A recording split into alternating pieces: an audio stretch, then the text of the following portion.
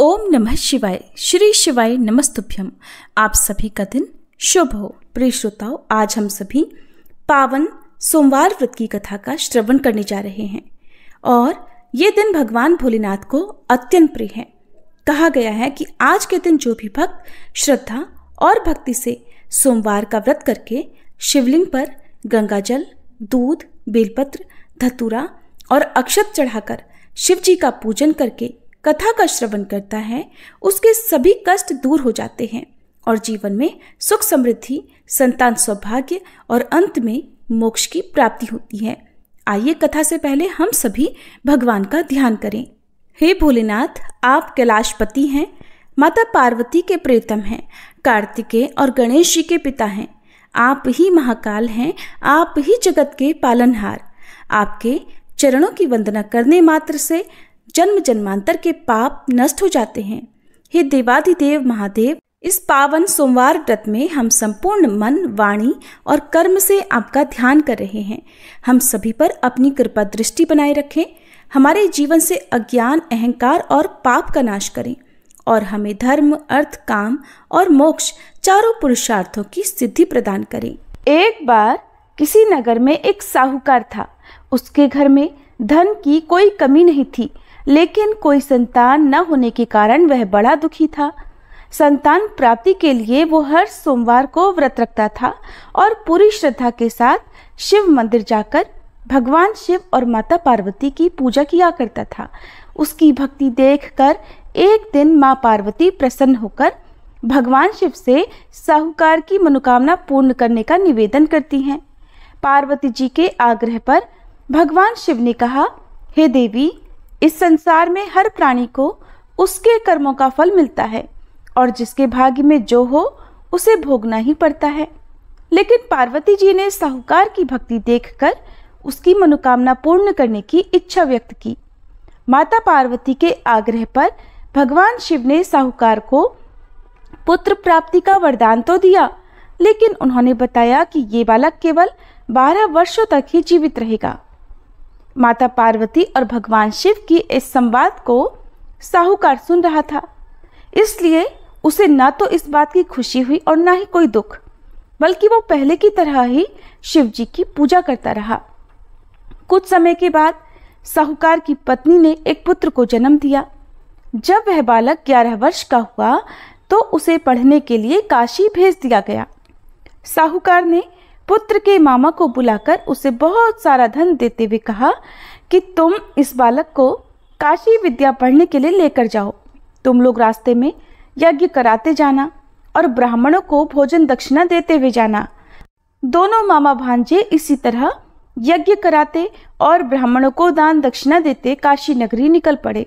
इस दौरान रात में एक नगर पड़ा जहां नगर के राजा की कन्या का विवाह था, लेकिन जिस राजकुमार से उसका विवाह होने वाला था वह एक आंख से काना था।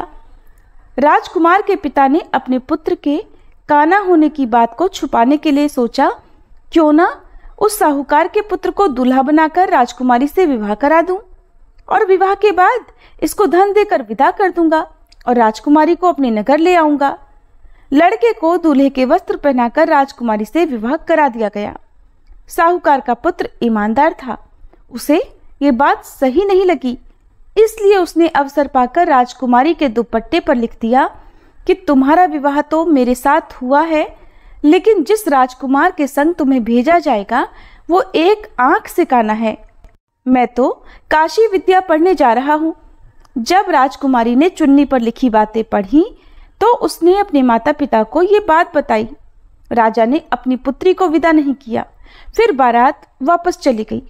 दूसरी ओर साहूकार का पुत्र और उसका मामा काशी पहुंचे और वहां जाकर उन्होंने यज्ञ किया। जिस दिन साहूकार का पुत्र 12 वर्ष का हुआ उस दिन भी यज्ञ का आयोजन था।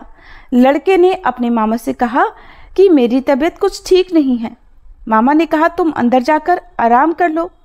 भगवान शिव के वरदान अनुसार कुछ ही देर में उस बालक के प्राण निकल गए। मृत भांजे को देखकर उसके मामा ने विलाप करना शुरू कर दिया। संयोगवश उसी समय भगवान शिव और माता पार्वती उधर से जा रहे थे। पार्वती जी ने भोलेनाथ से कहा, स्वामी, मुझे इसके रोने का स्वर सहन नहीं हो रहा। आप कृपया इस व्यक्ति के कष्ट को अवश्य दूर कीजिए। जब भगवान शिव मृत बालक के समीप गए तो वह बोले कि ये उसी साहूकार का पुत्र है जिसे मैंने 12 वर्षों की आयु का वरदान दिया था।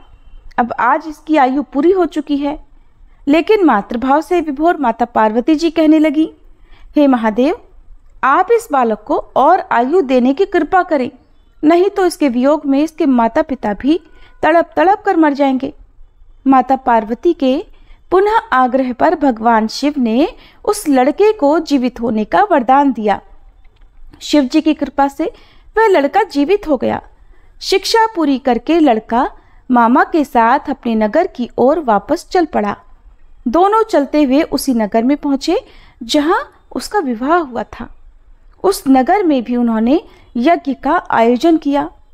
उस लड़के के ससुर ने उसे पहचान लिया और महल में ले जाकर उसकी खूब आवभगत की और अपनी पुत्री को धूमधाम से विदा कर दिया। इधर साहूकार और उसकी पत्नी भूखे प्यासे रहकर अपने बेटे की प्रतीक्षा कर रहे थे। उन्होंने प्रण कर रखा था कि अगर उन्हें अपने बेटे की मृत्यु का समाचार मिला तो वो भी प्राण त्याग देंगे, परंतु अपने बेटे के जीवित होने का समाचार पाकर वे बेहद प्रसन्न हुए। उसी रात भगवान शिव ने साहूकार के स्वप्न में आकर कहा, हे श्रेष्ठी, मैंने तेरे सोमवार के व्रत करने और व्रत कथा सुनने से प्रसन्न होकर तेरे पुत्र को लंबी आयु प्रदान की है। इसी प्रकार जो कोई सोमवार व्रत करता है या कथा सुनता और पढ़ता है, उसके सभी दुख दूर होते हैं और सभी मनोकामनाएं पूर्ण होती हैं। सभी प्रेम से बोलिए, भोले शंकर भगवान की जय, माता पार्वती की जय। जिन्होंने श्रद्धा से सोमवार का व्रत किया, ये पावन कथा सुनी और भगवान शिव का पूजन किया, उनके जीवन से समस्त दुख, रोग, शोक और संकट दूर होते हैं। ये व्रत न केवल सांसारिक सुखों को प्रदान करता है, बल्कि भगवान शिव की अपार कृपा से आत्मिक शांति, मोक्ष और चिर सुख की प्राप्ति भी कराता है। अब आइए हम पूर्ण समर्पण और सच्चे मन से भगवान से प्रार्थना करते हैं। हे नीलकंठ भगवान शिव, आप भोले हैं, दयालु हैं, आशुतोष हैं। हमने जो कुछ भी पूजा, व्रत और कथा श्रवण किया, उसमें यदि कोई त्रुटि रह गई हो तो क्षमा करें।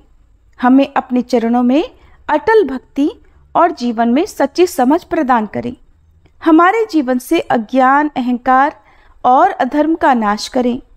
शिव शिव कहकर हम जीवन की राह पर चलें, यही हमारा संकल्प है। ओम नमः शिवाय। सोमवार व्रत की महिमा अमोघ है।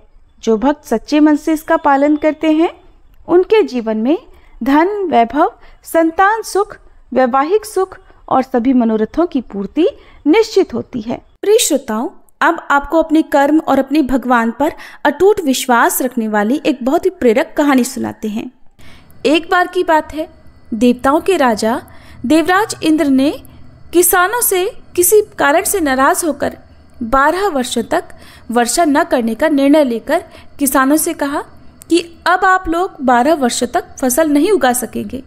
सारे किसानों ने परेशान और व्याकुल होकर एक साथ इंद्रदेव से वर्षा करवाने की प्रार्थना की कि हे इंद्रदेव, कृपा कीजिए, ऐसा मत कीजिए, कृपया हर वर्ष पर्याप्त वर्षा किया कीजिए। तब इंद्र ने कहा, यदि भगवान शंकर अपना डमरू बजा देंगे तो वर्षा हो सकती है। किसानों के बार बार विनती करने पर देवराज इंद्र ने किसानों को ये उपाय तो बताया, लेकिन साथ में गुप्त वार्ता करके भगवान शिव से भी ये आग्रह कर दिया कि आप किसानों से सहमत बिल्कुल मत होइएगा भोलेनाथ। इधर जब किसान देवराज इंद्र के बताए उपायानुसार भगवान शंकर के पास पहुंचे तो भगवान शंकर उनसे कहने लगे, क्योंकि देवराज इंद्र भी उनसे पहले आकर ही सहायता मांग चुके थे। भगवान शिव ने कहा, किसानों, डमरू तो बचेगा लेकिन अभी नहीं, 12 वर्षों बाद। अब किसान निराश हो गए।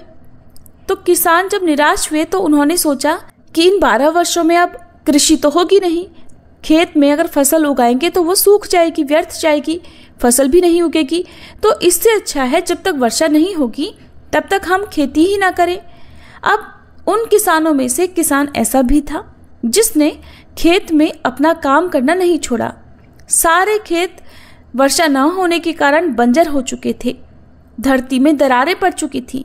लेकिन एक वही किसान था जो नियमित रूप से पहले की तरह अपने खेत जोतता, निराई गुड़ाई करता, बीज बोता और खाद भी डालता। ये सारा दृश्य देखकर गांव के किसान उसका मजाक उड़ाने लगे कि भाई अभी तो अगले 12 वर्षों तक वर्षा का कोई नामो निशान नहीं है।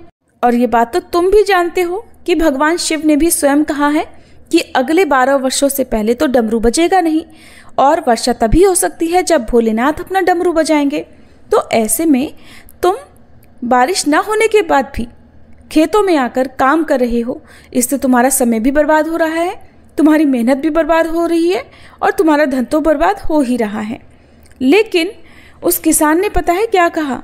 उसने उन बाकी किसानों से कहा, हाँ आपकी बात सही है, मैं भी जानता हूँ कि 12 वर्षों तक फसल नहीं उगने वाली, वर्षा नहीं होने वाली, लेकिन मैं ये काम तो केवल अपने अभ्यास के लिए कर रहा हूँ, क्योंकि अगर 12 साल तक हम खेती नहीं करेंगे, हल नहीं चलाएंगे, गुड़ाई निराई नहीं करेंगे, तो मैं खेती किसानी का काम तो भूल जाऊंगा और फिर मेरे शरीर की मेहनत करने की आदत भी तो छूट जाएगी। और खेती के काम में तो किसानों को बहुत परिश्रम करना पड़ता है, इसलिए मैं तो ये सारी मेहनत केवल इसलिए कर रहा हूँ ताकि अगले 12 वर्षों बाद जब बारिश होगी तो फिर अपना काम करने में मुझे कोई कठिनाई ना हो। उसी समय भगवान शिव देवी पार्वती के साथ आकाश भ्रमण पर निकले हुए थे। देवी पार्वती ने भी उस किसान और अन्य किसानों के बीच की इस वार्ता को सुना। सारी बात सुनने के बाद देवी पार्वती भगवान शिव से विनम्र स्वर में बोली, प्रभु देखा आपने, ये किसान अपने खेत में परिश्रम इसलिए कर रहा है ताकि ये लगातार 12 वर्षों तक वर्षा ना होने के कारण कहीं अपनी मेहनत करना ना भूल जाए, कहीं हल चलाना ना भूल जाए, कहीं खेती किसानी का काम ही ना भूल जाए। और आप हैं कि आप भी तो 12 वर्षों तक अपना डमरू ना बजाने का निर्णय लेकर बैठे हैं, तो कहीं ऐसा ना हो प्रभु कि इन 12 वर्षों के बाद जब आप डमरू बजाना चाहें तो आप डमरू बजाना ही भूल जाएं। आप भी तो डमरू बजाना भूल सकते हैं। माता पार्वती की बात सुनकर अब भोलेनाथ भी चिंतित हो गए। ये देखने के लिए कि डमरू बज रहा है या नहीं, उन्होंने अपना डमरू उठाया और उसे बजाने का प्रयास करने लगे। और तभी जोरदार आवाज के साथ डमरू बजना शुरू हो गया और देखते ही देखते आसमान में काली घटाएं छा गई, तेज बारिश शुरू हो गई। और जो किसान अपने खेत में हर दिन नियम से काम कर रहा था, उसके खेत में भरपूर फसल आ गई, क्योंकि उसने अभी कुछ दिन पहले ही जुताई करके उसने अपने खेत में बीज बोए थे। अब वर्षा होने के कारण कुछ ही दिनों में उसके खेत में हरी भरी लहलाती हुई फसल खड़ी हो गई। और बाकी के किसान जो केवल हाथ पर हाथ धरकर बैठे थे, ये सोच रहे थे कि अगले 12 वर्षों तक तो वर्षा नहीं होगी। और जब ये बात भली भांति पता है तो ऐसे में सूखे खेतों में भला परिश्रम करना और अपना समय बर्बाद करने से क्या फायदा होगा। अब वे किसान पश्चाताप करने लगे और उधर उस किसान को अपनी फसल का भरपूर लाभ मिला, जो किसान अपने मन में सकारात्मक सोच लेकर बैठा था। तो ऐसा ही होता है, कभी कभी हम अपने जीवन में चल रही परेशानियों से बहुत परेशान हो जाते हैं, या हम किसी काम के लिए मेहनत कर रहे होते हैं, तो जब हमारी उस मेहनत का फल हमें नहीं मिलता है, हम लगातार काम करते जाते हैं, लगातार प्रयास करते जाते हैं, फिर भी जब मेहनत का फल नहीं मिलता है तो फिर एक समय ऐसा भी आता है कि हम थक हार कर हार मानकर बैठ जाते हैं। लेकिन हो सकता है कि वही क्षण हमारे पूरे जीवन को बदलने वाला हो सकता है हमारी अब तक की गई मेहनत का फल हमें अब मिलने ही वाला हो। तो हमेशा सकारात्मक सोच बनाए रखें, भगवान पर विश्वास करें कि अगर आज बुरे दिन चल रहे हैं, अगर आज हमारी मेहनत का फल नहीं मिल रहा है, तो एक दिन तो ऐसा जरूर आएगा। सबको अपनी अपनी मेहनत का फल जरूर मिलता है। और जो लोग केवल उन किसानों की तरह हाथ धरकर बैठे रह जाते हैं, उनके जीवन में उन्हें कभी कुछ नहीं मिलता और वे हमेशा अपने दुखों का रोना रोते रहते हैं। बोलिए नीलकंठ महादेव की जय। अब सुनिए शिव चालीसा पाठ और आरती। जय गणेश गिरिजा सुवन मंगल मूल सुजान, कहत अयोध्या दास तुम देहु अभय वरदान। जय गिरिजापति दीन दयाला, सदा करत संतन प्रतिपाला। भाल चंद्रमा सोहत नीके, कानन कुंडल नाग फनीके। अंग गौर शिर गंग बहाए, मुंड माल तन क्षार लगाए। वस्त्र खाल बाघांबर सोहे, छवि को देखी नाग मन मोहे। मैना मातु की हवे दुलारी, वाम अंग सोहत छवि न्यारी। कर त्रिशूल सोहत छवि भारी, करत सदा शत्रुन क्षयकारी। नंदी गणेश सोहितः कैसे, सागर मध्य कमल है जैसे। कार्तिक श्याम और गणराऊ, या छवि को कही जात न काऊ। देवन जब ही जाय पुकारा, तब ही दुख प्रभु आप निवारा। किया उपद्रव तारक भारी, देवन सब मिली तुम ही जुहारी। तुरत षडानन आप पठायऊ, लव निमेष मह मारी गिरायऊ। आप जलंधर असुर संहारा, सुयश तुम्हार विदित संसारा। त्रिपुरासुर सन युद्ध मचाई, सब ही कृपा कर लीन बचाई। किया तप ही भागीरथ भारी, पुरब प्रतिज्ञाता सुपुरारी। दानिन मह तुम सम को नाही, सेवक स्तुति करत सदाही। वेद नाम महिमा तब गाई, अकथ अनादि भेद नहीं पाई। प्रकटी उदधि मंथन में ज्वाला, जरत सुरासुर भये विहाला। कीन्ही दया तह करि सहाई, नीलकंठ तब नाम कहाई। पूजन रामचंद्र जब कीन्हा, जीत के लंक विभीषण दीन्हा। सहस कमल में हो रहे धारी, कीन्ह परीक्षा तब ही पुरारी। एक कमल प्रभु राखे उजोई, कमल नयन पूजन चह सोई। कठिन भक्ति देखी प्रभु शंकर, भय प्रसन्न दिए इच्छित वर। जय जय जय अनंत अविनाशी, करत कृपा सबके घटवासी। दुष्ट सकल नित मोहि सतावे, भ्रमत रहो मोहि चैन ना आवे। त्राहि त्राहि मैं नाथ पुकारो, ये ही अवसर मोहि आन उबारो। लै त्रिशूल शत्रुन को मारो, संकट से मोहि आन उबारो। मात पिता भ्राता सब होई, संकट में पूछत नहीं कोई। स्वामी एक है आस तुम्हारी, आए हरहु मम संकट भारी। धन निर्धन को देत सदाही, जो कोई जाचे सो फल पाही। स्तुति के ही विधि करे तुम्हारी, क्षमहु नाथ अब चूक हमारी। शंकर हो संकट के नाशन, मंगल कारण विघ्न विनाशन। योगी यति मुनि ध्यान लगावे, शारद नारद शीश नवावे। नमो नमो जय नमः शिवाय, सुर ब्रह्मादिक पार न पाए। जो यह पाठ करे मन लाई, तापर होत है शंभु सहाई। ऋनिया जो कोई हो अधिकारी, पाठ करे सो पावन हारी। पुत्र होन कर इच्छा जोई, निश्चय शिव प्रसाद ते ही होई। पंडित त्रयोदशी को लावे, ध्यान पूर्वक होम करावे। त्रयोदशी व्रत करे हमेशा, ताके तन नहीं रहे कलेशा। धूप दीप नैवेद्य चढ़ावे, शंकर सम्मुख पाठ सुनावे।